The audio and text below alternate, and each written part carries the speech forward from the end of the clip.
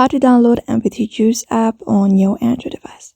Hello everybody, welcome back to our channel. Today in this video we will guide you through on how we can download the Mp3Juice app on your Android device. So let's just get started with the process on how we can do that. So in order to download the Mp3Juice app on your Android device, first of all head over and open up a Play Store, and after that you're going to search for Mp3Juice on your mobile device if you're on Android by going to Google Play, and if that application is available you can just go ahead and download it.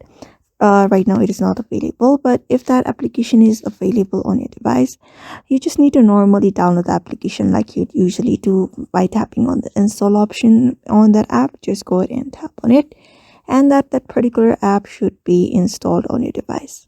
After the installation is complete, you can just tap on open and wait for the app to be loaded on your screen, and you should be easily be able to use that application on your device.